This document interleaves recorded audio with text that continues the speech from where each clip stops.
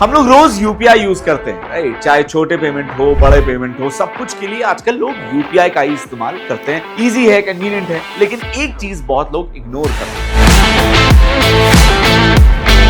UPI जितना easy दिखता है उतना ही थोड़ा रिस्की भी हो चुका है। कभी कभी एक छोटी सी गलती सीधा बैंक अकाउंट फ्रीज तक कर सकती है, या फिर इनकम टैक्स का नोटिस भी आ सकता है बिना समझे। इसीलिए आज मैं आपको आराम से सिंपल तरीके से समझाता हूं कि नए यूपीआई रूल्स क्या हैं और किन चीजों का आपको ध्यान रखना चाहिए। नमस्कार, मैं हूं केशव पुरी। स्वागत है आपका बॉस वाला हिंदी में। और आज का वीडियो थोड़ा सा इंपॉर्टेंट है, स्पेशली उन लोगों के लिए जो रोज यूपीआई यूज करते हैं, चाहे पर्सनल हो या बिजनेस, है ना। आप बस एंड तक साथ रहिएगा ताकि मैं आपको स्टेप बाय स्टेप सारी चीजें बता पाऊं और आप समझ पाए कि नए यूपीआई रूल्स 2026 वाले क्या हैं।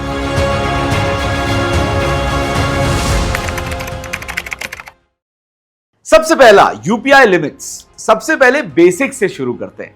अगर आप investment, insurance, GST, income tax या लोन ईएमआई पे कर रहे हो तो एक ट्रांजैक्शन में 5 लाख तक जा सकते हो और पूरे दिन में 10 लाख तक।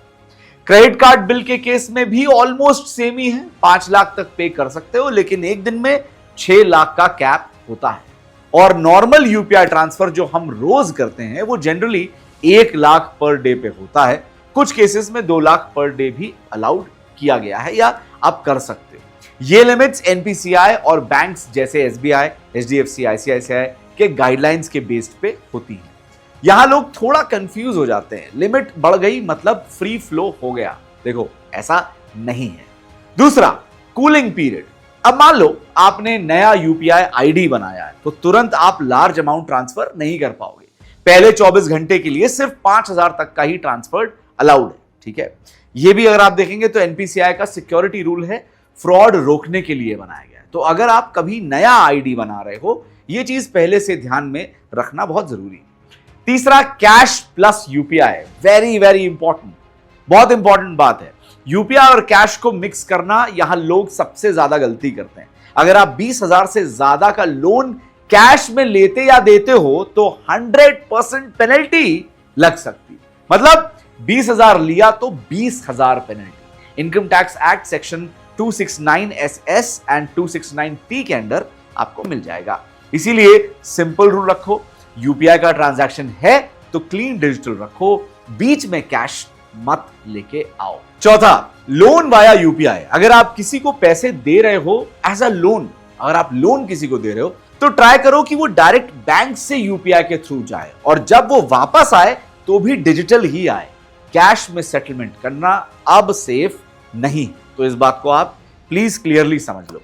पांचवा, जीएसटी रूल। अगर आप बिजनेस करते हो तो यह पार्ट इग्नोर बिल्कुल मत करना। अगर आप गुड्स 40 लाख से ऊपर सेल कर रहे हो या सर्विसेज 20 लाख से ऊपर जा रही हैं तो जीएसटी रजिस्ट्रेशन मैंडेटरी हो जाता है।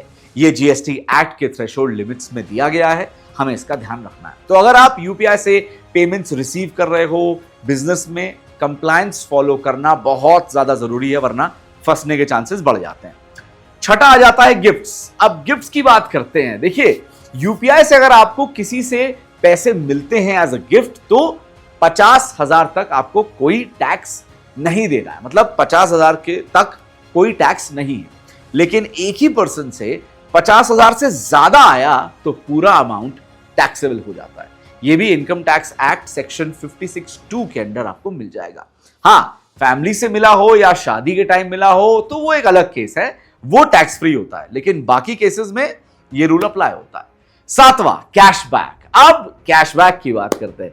ये छोटा लगता है लेकिन कॉन्सेप्ट समझना जरूरी है। जो भी कैशबैक आपको मिलता है ना, वो टेक्निकली इनकम माना जाता है और आइडियली आपको उसे अदर सोर्सेज में रिपोर्ट करना चाहिए। ये भी आपको income tax treatment of rewards / incentives के अंदर मिल जाएगा। अब छोटे अमाउंट पे यूजुअली इशू नहीं होता, लेकिन कॉन्सेप्ट क्लियर होना बहुत ज्यादा जरूरी है।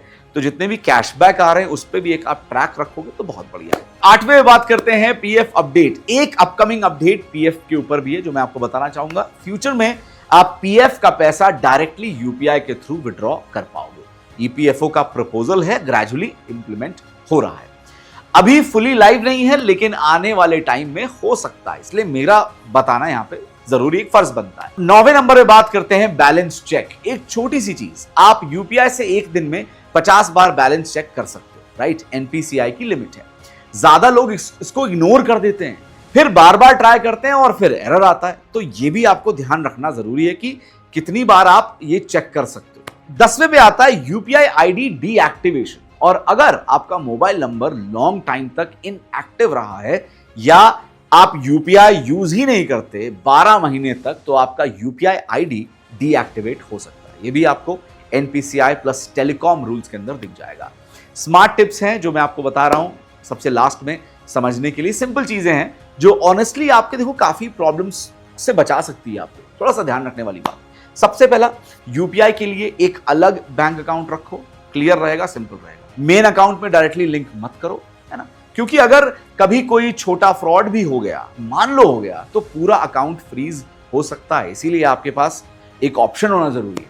दूसरा, ट्रांजैक्शंस का बेसिक रिकॉर्ड रखते रखो, बहुत जरूरी, ठीक है ना?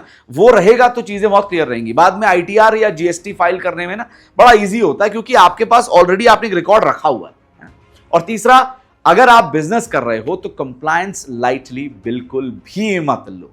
छोटी छोटी चीजें हैं, मैं जानता हूं शुरुआत में लोगों को लगता है फर्क नहीं पड़ता, लेकिन बाद में समझ में आता है। सिंपल सी बात है, यूपीआई ने लाइफ देखो इजी बना दी है, नो डाउट ऑन दैट, लेकिन थोड़ा सा केयरलेस हुए तो अननेसेसरी प्रॉब्लम्स को आप इनवाइट करते हो, वो आप क्रिएट करते हो अपनी लाइफ, ठीक है? अगर आपने ये बेसिक चीजें समझ ली तो आप सेफली यूपीआई यूज कर सकते हो। अगर आपको ये वीडियो यूजफुल लगा तो प्लीज चैनल को सब्सक्राइब करिए। हमारे चैनल का नाम है बॉस वाला हिंदी, उसको एक बार सब्सक्राइब कर लो ताकि आपके पास लेटेस्ट अपडेटेड वीडियोस आती रहें और आप किसी भी अपडेट से दूर ना रहें। आपको तुरंत हम वो अपडेट पहुंचा देते हैं वीडियो के जरिए, शॉर्ट्स के जरिए, ठीक है? बाकी ये सारे रूल्स थे, आई होप आपको समझ आ गए होंगे। अगर आपको किसी और टॉपिक पर अगर आप कोई वीडियो चाहते हो तो वो भी प्लीज आप हमको कमेंट सेक्शन में बताइए, हम जल्दी उस पर वीडियो बना के अपलोड कर देंगे। Thank you so much for this video, I will see you in the next one. Brand partnerships और एडवर्टाइजिंग इंक्वायरीज के लिए ईमेल कीजिए brand@bosswala.com या व्हाट्सएप कीजिए 9108014192 पर। बॉस वाला, बी द बॉस।